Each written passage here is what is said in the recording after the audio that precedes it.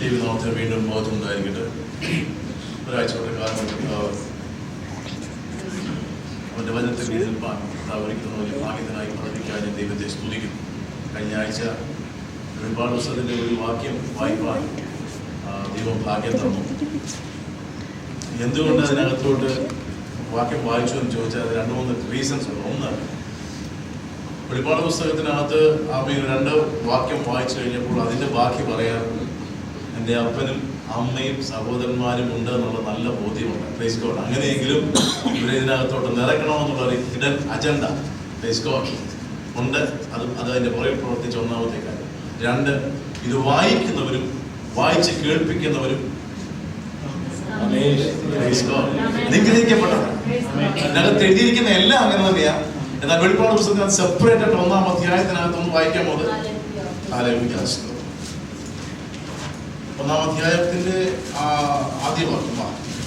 യേശുക്രിസ്തുവിന്റെ വെളിപ്പാട് വേഗത്തിൽ സംഭവിപ്പാനുള്ളത് തന്റെ ദാസന്മാരെ കാണിക്കേണ്ടതിന് ദൈവം അത് അവന് കൊടുത്തു. അവൻ അത് തന്റെ ദൂതൻ മുഖാന്തരം അയച്ച് തന്റെ ദാസനായ യോഹന്നാനെ പ്രദർശിപ്പിച്ചു.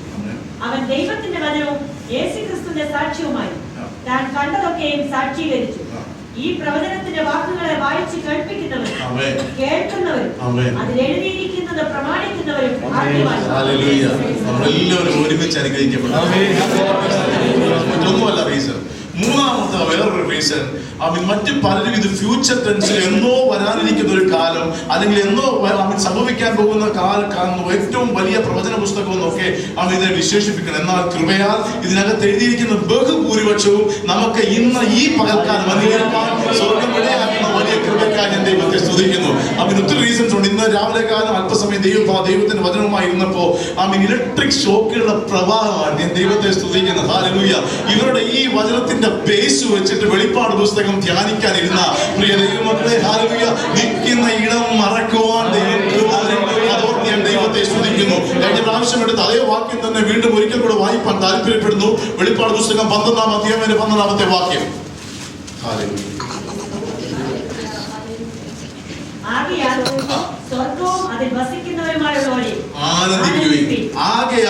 സ്വർഗവും അതിൽ വസിക്കുന്നവരുമായുള്ളവരെ ആനന്ദിക്കുകയും ദൈവ മക്കൾ സന്തോഷിക്കുക, ആനന്ദിക്കുക എന്ന് പറയേണ്ട കാര്യമില്ല. കാരണം നമുക്ക് ആനന്ദിക്കാൻ ഒത്തിരി ഒന്നുമില്ല, ഒന്നേ ഉള്ളൂ. ഹല്ലേലൂയ.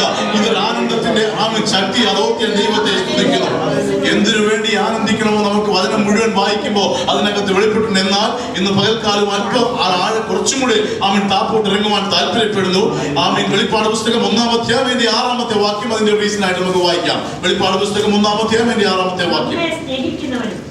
നമ്മുടെ പാപം പോക്കി തന്റെ രക്തത്താൽ വിടുവിച്ച് തന്റെ പിതാവായ ദൈവത്തിന് നമ്മെ രാജ്യവും പുരോഹിതന്മാരും ആക്കി. നിർത്തി വായിച്ചാൽ 4-5 പോയിന്റ് അതിനകത്തോട്ട് സന്തോഷിപ്പാൻ നമുക്ക് സന്തോഷിക്കാൻ ഇതിൽ പറയാൻ എന്തോ വേണ്ടിയത്.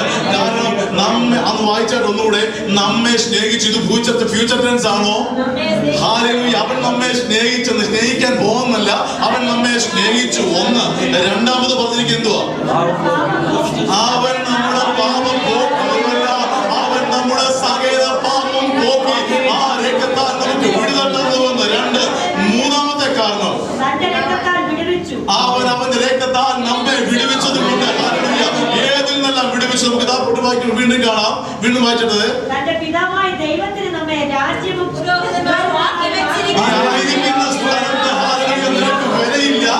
ആയിരിക്കുന്ന ജോലിയിൽ നിനക്ക് വിലയില്ല. എന്നാൽ ദൈവം നിന്നെ കണ്ടിരിക്കുന്നത്, എന്നെ കണ്ടിരിക്കുന്നത് ഒരു വ്യക്തിയായിട്ടല്ല, ഒരു രാജ്യമായിട്ടാണ്. അതൊക്കെ ദൈവത്തെ സ്തുതിക്കുന്നു. ഈ രാജ്യത്തിന് ഒത്തിരി പ്രത്യേകതകളുണ്ട്, അതിലേക്ക് ഇറങ്ങുവാൻ സമയം എടുക്കുന്നില്ല.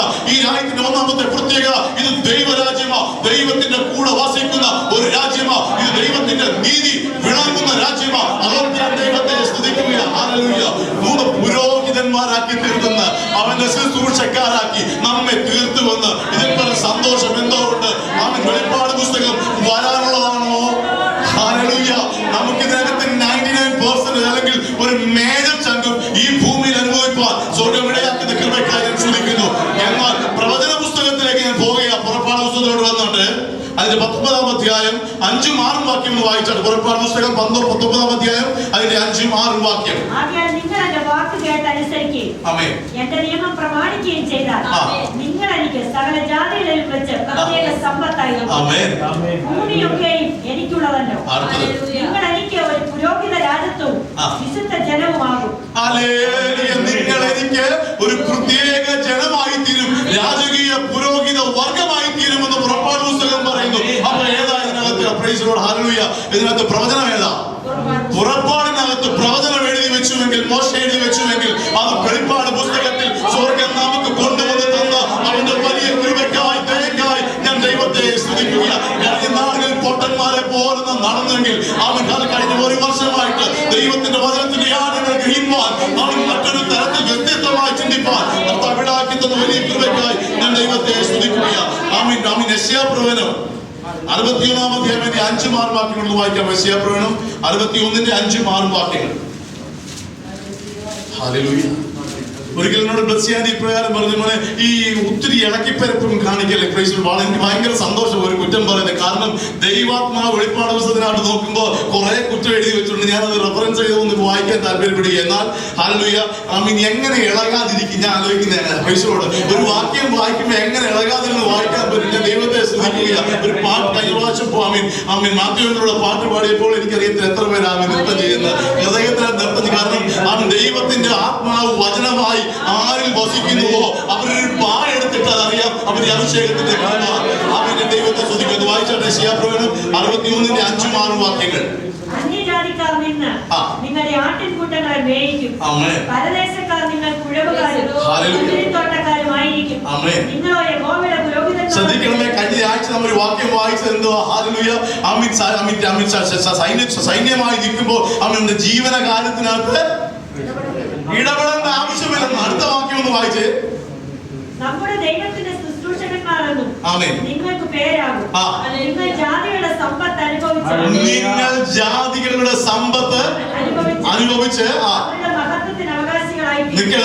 അവന്റെ ജാതികളുടെ സമ്പത്ത് എന്ന് കഴിഞ്ഞ നാളുകളിൽ വിശ്വാസം ഇറങ്ങിയപ്പോ ഈ വാക്യം വായിച്ചപ്പോ ഞാൻ വിചാരിച്ച ഇങ്ങനെ ജാതികൾ ഉണ്ടാക്കുന്ന മുഴുവൻ സമ്പത്തിനും പറയുന്നത് നമ്മൾ, അയ്യോ ദൈവം അത്ര വലിയ നീതിമാൻ അല്ലയോ, ഹല്ലേലൂയ, വല്ലവനും ഉണ്ടാക്കി വെക്കുന്ന സമ്പത്ത് നമ്മൾ അനുഭവിക്കുമെന്ന്.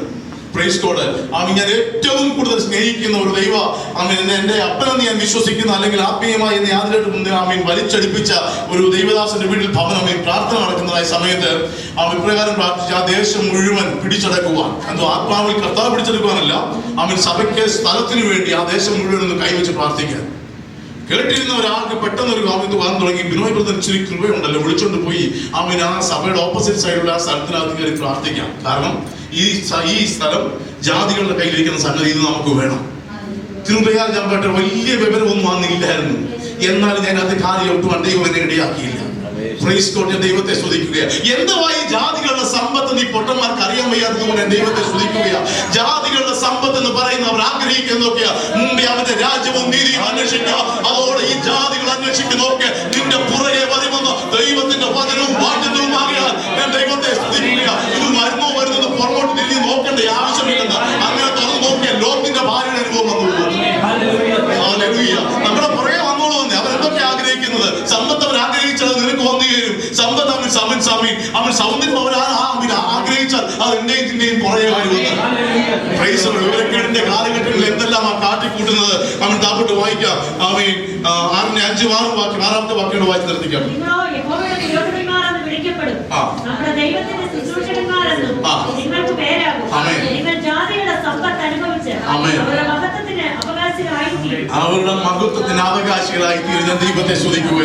വെളിപ്പാട് പുസ്തകത്തിന്റെ ഏറ്റവും പരമപ്രധാനമായ ഒരു ഇഷ്ടം എന്താണെന്ന് ചോദിച്ചു കഴിഞ്ഞാൽ, ആരും കൂട്ടിനില്ലാത്തപ്പോ ഏകാന്തതയായിരിക്കുമ്പോ അവന്റെ കൂട്ടുദാസന്മാർ പോലും കൂടെ ഇല്ലാതിരിക്കുമ്പോ ഒരാളും സപ്പോർട്ടിനില്ലാതിരിക്കുമ്പോ അവിടെ മൂന്നാമൻ ഇറങ്ങി വന്നൊരു ദൈവസാന്നിധ്യം ദൈവത്തെ സ്തുതിക്കുകയാണ്. 2 വ്യക്തി ഒരു വലിയ പ്രസവം നടക്കുകയായിരുന്നു. ഞാൻ ദൈവത്തെ സ്തുതിക്കുകയാണ്. ശ്രദ്ധിക്കണമേ, ഈ പ്രസവം നടക്കുന്ന പ്രസവ വാർഡിൽ സാധാരണ പ്രസവിപ്പിക്കുന്നവരും മാത്രമേ കാണത്തുള്ളൂ. മൂന്നാമതൊരു വ്യക്തിയായിട്ട് കേട്ടതിൽ, ഈവൻ ഭർത്താവാണെങ്കിൽ പോലും അതിനകത്ത് കേട്ടതിൽ ദൈവത്തെ സ്തുതിക്കുകയാണ്. കാരണം വേദന അനുഭവിക്കുന്ന ഒരു വ്യക്തിയായിട്ട് നാം ഇത്രയും വേദന അനുഭവിക്കുമ്പോൾ നമ്മുടെ ഹൃദയത്തിനകത്തൊരു വലിയ സന്തോഷമുണ്ട്. എന്താ? എന്നെ പോലെ എന്റെ സ്വന്തം സ്വരൂപത്തിൽ ഒരുവനെ ഇപ്പൊ ഞാൻ കാണും. Praise God. ദൈവത്തെ സ്തുതിക്കുന്നു. അതോർത്ത് ഞാൻ ദൈവത്തെ സ്തുതിക്കുന്നു.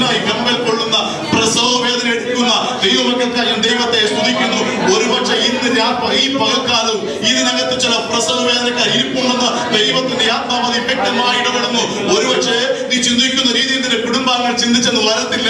ഹല്ലേലൂയ. നിന്റെ ആശയങ്ങൾക്കൊത്ത് അവർ വന്നെന്ന് വരത്തില്ല. നിന്നെ തള്ളിക്കളഞ്ഞിരിക്കാം, നിന്ദിക്കപ്പെടുന്നിരിക്കാം. ഈ വചനപ്രകാരം നിൽക്കുമ്പോൾ ഈ വചനവുമായി യാതൊരു കൂട്ടും നിന്റെ സ്വന്തക്കാരും ബന്ധുക്കാരും ചെയ്തില്ലെന്നിരിക്കാം. എങ്കിലും അപ്പോഴും ആർത്തോളം കാരണം ഒരു പ്രസവ വേദന അനുഭവിക്കുന്നത് ഞാൻ ദൈവത്തെ സ്തുതിക്കുന്നു. 2002 എന്നൊരു കാലഘട്ടം എനിക്കും എന്റെ കുടുംബത്തിന് മറക്കുവാൻ കഴിയത്തില്ല. ഞങ്ങൾ കുറെ നാളുകൾ പ്രസവ വേദന അനുഭവിച്ചതാ. ഞാൻ ദൈവത്തെ സ്തുതിക്കുന്നു. അതിനും വലിയ വേദന 2014 വർഷം മുമ്പ് എന്റെ കർത്താവായ യേശു ക്രൂശിൽ അനുഭവിച്ചതോർത്ത് ഞാൻ ദൈവത്തെ സ്തുതിക്കുന്നു. അത്രയും വേദന ഒരു വ്യക്തി ജീവിതം അനുഭവിച്ചിട്ടില്ല. എന്നാൽ ഇതിനാ പകൽക്കാലം അപ്രകാരം എവിടെയെങ്കിലും ഏകാന്തപ്പെട്ട് നിൽക്കുന്നുവെങ്കിൽ ദൈവത്തിന്റെ ആത്മാവ് ശക്തമായി പറയുന്നു, ഒരു പ്രസവം നടക്കാൻ പോകുകയാണ്. ദൈവത്തെ സ്തുതിക്കുകയാണ്. ഹല്ലേലൂയ. വെളിപ്പാട് പുസ്തകം 5-ാം അധ്യായം അതിന്റെ 9-10 വാക്യങ്ങൾ വായിക്കാം. വെളിപ്പാട് പുസ്തകം 5-ാം അധ്യായം 9-10 വാക്യങ്ങൾ.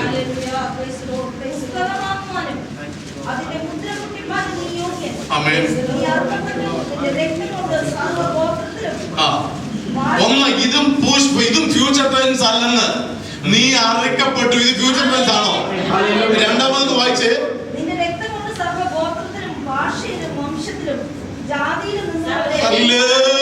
വില കൊടുത്ത് മേടിച്ചെന്ന് ഞാൻ ആലോചിക്കുക. എന്റെ വല്യപ്പച്ചൻ ചക്കാലയിൽ ചെറിയാൻ ഉപദേശിച്ചു. മൊത്തമാ സഭയുടെ ഭയങ്കരമായ ഉപദേശിച്ചു. എന്റെ അപ്പച്ചന്റെ അപ്പൻ പ്രൈസ് ഗോഡ്. ആമീൻ. ഈ ഇദ്ദേഹം ബ്രാഹ്മണ സമുദായ വ്യക്തിയാണ്. ഹല്ലേലൂയ. ആമീൻ. എന്നാൽ പുത്തൻകാവ് എന്ന് പറയുന്ന സ്ഥലത്ത് ആമീൻ അമ്പലത്തിലെ വെളിച്ചെണ്ണ ആട്ടി ചക്കിനകത്തിട്ട് ആട്ടി അവിടെ പൂജാ സാമഗ്രി അല്ലെങ്കിൽ പൂജയ്ക്ക് വേണ്ടി എണ്ണ കൊടുക്കുന്ന ഒരു പരിപാടിയായിരുന്നു എന്റെ അപ്പനപ്പന്മാർക്ക്. അതായത് ബ്രാഹ്മണ സമുദായത്തിലെ ആ സമയത്ത് ഞാൻ കേട്ടിട്ടുള്ളത് എനിക്ക് അറിയത്തില്ല. എന്നെ കുറിച്ച് വലിയ ബോധമൊന്നും ഈ അടുത്ത നാളുകളിൽ അറിയുന്നത്. ഞാൻ ദൈവത്തെ സ്തുതിക്കുന്നു. ഞാൻ ഇപ്രകാരമാണ് ചിന്തിക്കുന്നത്. അവിടെ ദേവാലയമായി അവർ കാണുന്ന ആ പൂജാ സ്ഥലത്ത് വെളിച്ചെണ്ണ ചക്കിനകത്ത് ആട്ടി ഞങ്ങളുടെ വീട്ടുപേര് ചക്കാലയിൽ നിന്ന് ഇപ്പോ പ്രൈസ് ഗോഡ് അന്ന് ഇട്ടതാ. ചക്കിനകത്ത് എണ്ണയാട്ടി അമ്പലത്തിന് കൊടുക്കുന്ന കൃപയാൽ ഹല്ലേലൂയ. അതേപോലെ തന്നെ എണ്ണയാട്ടി ദൈവത്തിന്റെ പരിശുദ്ധമാകുന്ന എണ്ണ ദേവാലയത്തിനകത്ത് പകരുവാൻ അവൻ ഈ പാവപ്പെട്ട ബിനോയെയും ദൈവം ഉപയോഗിച്ച അവന്റെ വലിയ കൃപയ്ക്കായി ഞാൻ ദൈവത്തെ സ്തുതിക്കുകയാ. എനിക്ക് ഇതിന്റെ മർമ്മം അറിയത്തില്ലെന്നൊന്നും എനിക്കറിയാം. ഹല്ലേലൂയ. അവൻ തലമുറയോളം വിശ്വസ്തനായ ദൈവമാകിയാൽ ഞാൻ ദൈവത്തെ സ്തുതിക്കുകയാണ്.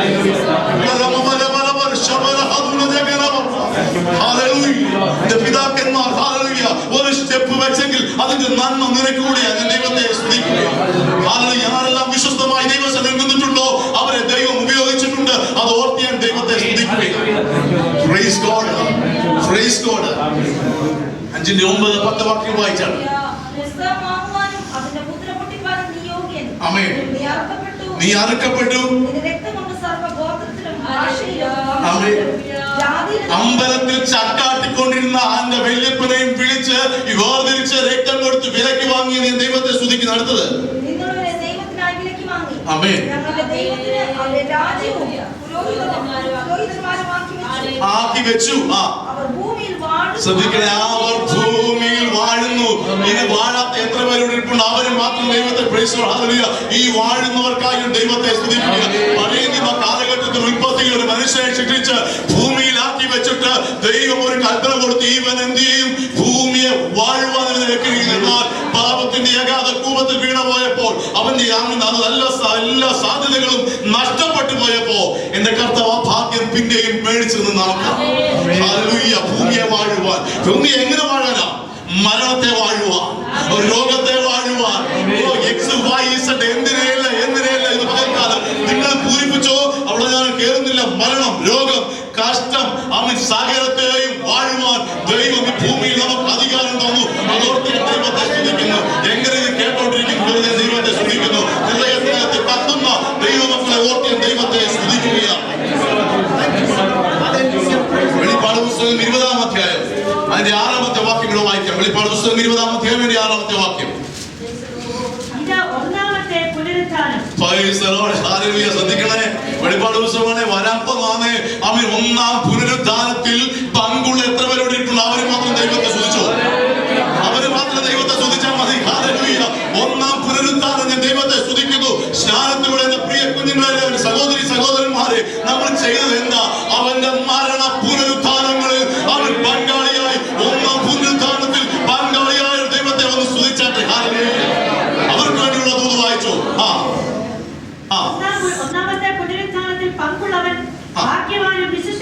നമ്മൾ ഭാഗ്യവാനും ഭാഗ്യവാനും ഭാഗ്യവാനും വിശുദ്ധനാകുന്നത്. അവൻ പറഞ്ഞു, "You are the temple of God." നീ ദൈവത്തിന്റെ മന്ദിരമെന്നും ദൈവത്തിന്റെ ആത്മാവ് നിന്നിൽ വസിക്കുന്നു നീ അറിയുന്നില്ലയോ?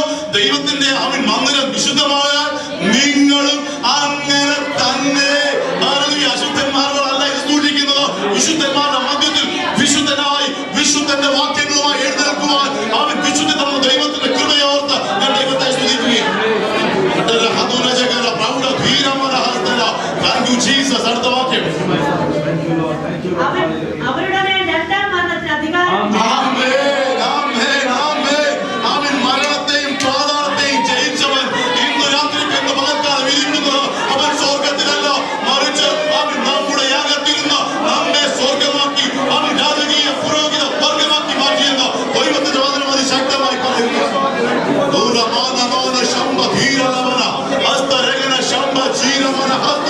Thank you, Jesus. Thank you, Lord. Thank you, Lord. Thank you, Lord. ഒരു അസുഖം വന്നാൽ അസുഖത്തിന്റെ ലാഞ്ചന ഫീലിംഗ് നമ്മിലോട്ട് വന്ന നമ്മുടെ ഈ കൊച്ചു കുഞ്ഞുങ്ങളോട് സിഗ്നോടും സൈറസിനോടും മോനെ പ്രാർത്ഥിക്കാൻ പറഞ്ഞ അവരൊന്ന് കർത്താവേ ഈ പപ്പയുടെ അല്ലെങ്കിൽ ഇങ്ങനെ രോഗം മാറ്റണമെന്ന് പ്രാർത്ഥിക്കാതായി ഞാൻ ദൈവത്തെ സ്തുതിക്കുന്നു. അവർ പറയുന്നത് in the name of Jesus I rebuke it. Hallelujah.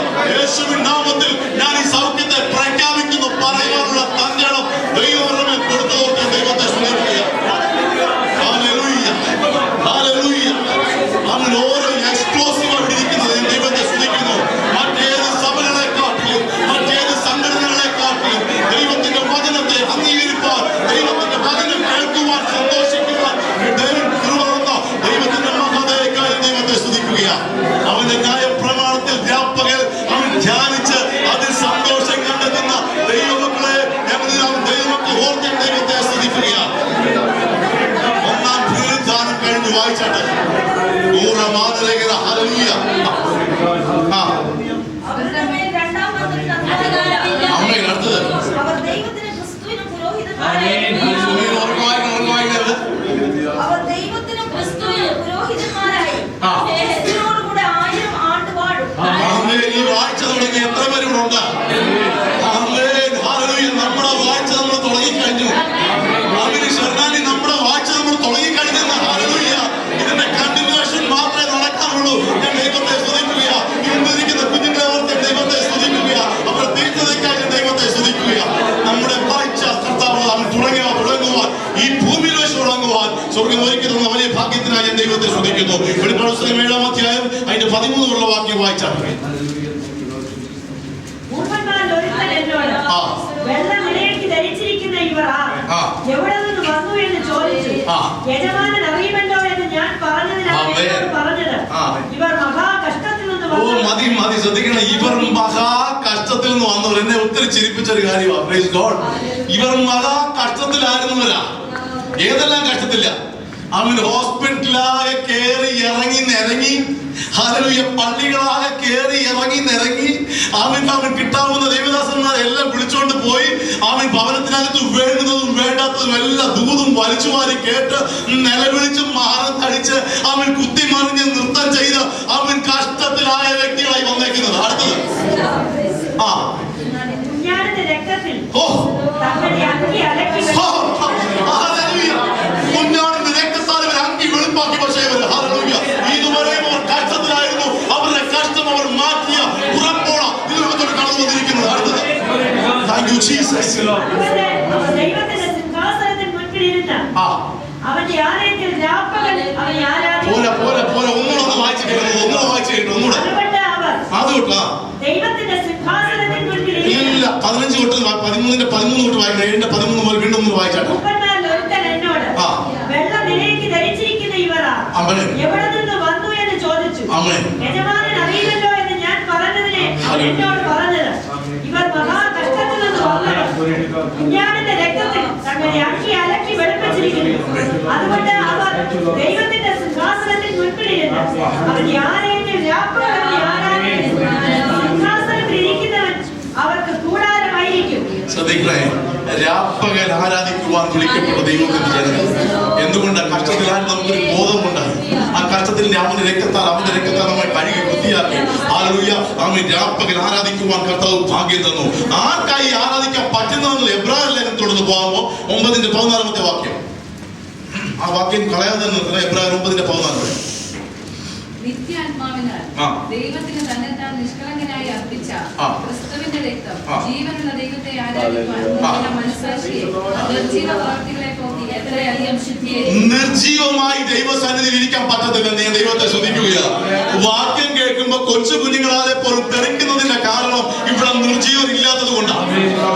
ഞാൻ പറയട്ടെ, കൈ അടിച്ച് വലിയ ഡാൻസ് ഒന്നും ചെയ്തില്ലെങ്കിലും ഒരു തുള്ളി കണ്ണുനീര് കണ്ണിനകത്ത് പൊടിയുന്നെങ്കിൽ ഓർത്തോണം പ്രിയ ദൈവവേദനെ, നിന്റെ ആരാധന അവൻ യുഗങ്ങളായി തുടർന്നു വന്ന ആരാധനയല്ല. നീ തുടങ്ങിക്കഴിഞ്ഞ ആരാധന അവൻ സ്വർഗത്തിൽ തുടങ്ങിക്കൊണ്ട് അവൻ കണ്ടിന്യൂ ചെയ്തുകൊണ്ടിരിക്കാൻ ദൈവത്തെ സ്തുതിക്കുകയാണ്.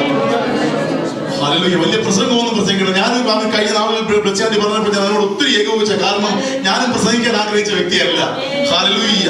ഈ പറഞ്ഞ കർത്താവിന്റെ സത്യം പറഞ്ഞു, ഒരു ദിവസമെങ്കിൽ ഒരു ദിവസം ഇതിനകത്ത് ജീവിക്കണമെന്ന് ആഗ്രഹിച്ച് തന്നെയാ. അതുകൊണ്ട് പല കാര്യങ്ങളിലും ആത്മാവ് ഏകീഭവിക്കുമ്പോൾ നിലവിളിക്കുവാൻ ദൈവം എനിക്ക് പ്രാഗൽഭ്യം തരുന്നത്. കാരണം ഞാൻ ആഗ്രഹിച്ച എന്തോ അതിന്റെ ചെവിക്കകത്ത് കയറി തുടങ്ങി.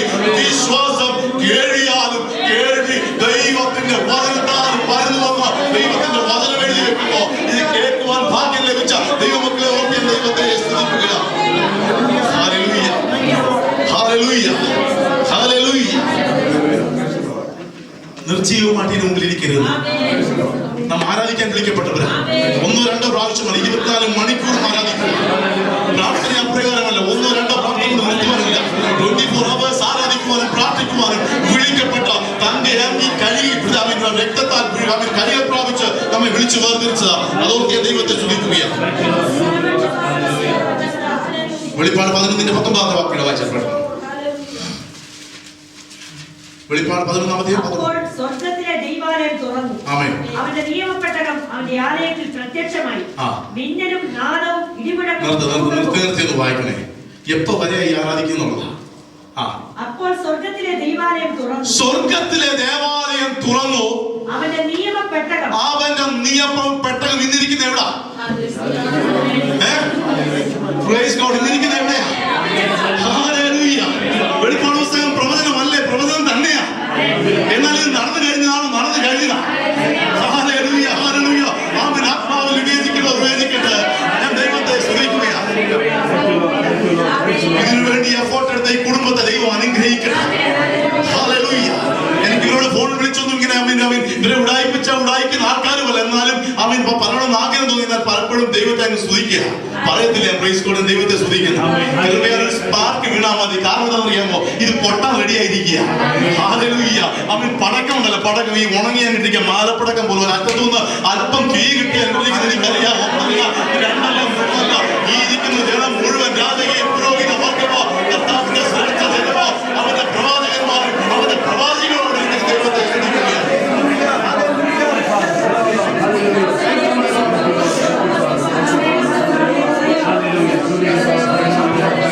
വെളിപ്പാട് 7:14 വാക്യം വായിച്ചു. 16-17 വായിച്ചു നിർത്താം. 16-17 വാക്യം.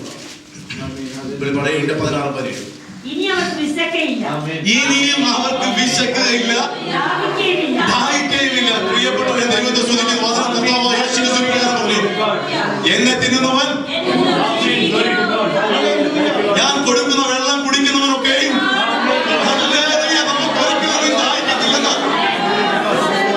അല്ലെങ്കിൽ ഇതിലും ശ്രേഷ്ഠമായ മന്ന എവിടുന്നേലും വരണം. നാം നിൽക്കുന്ന നിലവാരത്തെ ഓർത്ത് ദൈവത്തെ സ്തുതിക്കുകയാണ്. ഈ സ്റ്റാൻഡേർഡിന്റെ മഹത്വത്തിനായി ദൈവത്തെ സ്തുതിക്കുകയാണ്. ഇതൊരു വലിയ കൃപയാകട്ടോ. ഒത്തിരി പേർക്ക് വെളിപ്പെടാതിരിക്കുമ്പോ ഈ ചുരുക്കം ചിലതിന് വെളിപ്പെട്ട് കിട്ടിയ ദൈവത്തിന്റെ മഹാകൃപ അതോർത്ത് ദൈവത്തെ സ്തുതിക്കുകയാണ്.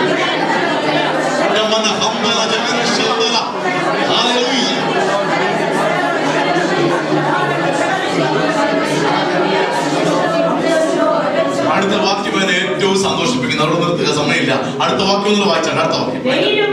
യാതൊരു ചൂടും അവരുടെ മേൽ തട്ടുകയുമില്ല. സിംഹാസനത്തിന്റെ മധ്യയുള്ള കുഞ്ഞാട് അവരെ മേയിച്ച് ജീവജലത്തിന്റെ ഉറവിടത്തിലേക്ക് നടത്തുക. ദൈവം താൻ അവരുടെ കണ്ണിൽ സിംഹാസനത്തിന്റെ മധ്യയുള്ള കുഞ്ഞാട് അവരെ മേയിച്ച് ജീവജലത്തിന്റെ ഉറവുകളിലേക്ക്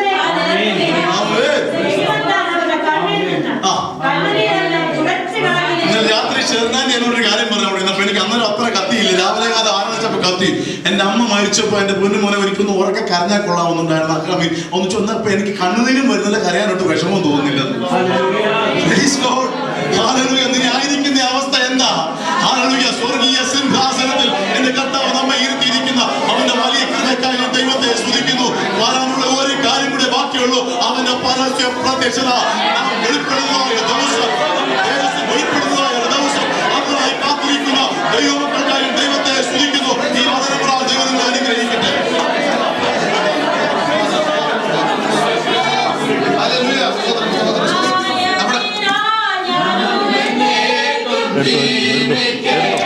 Let's go.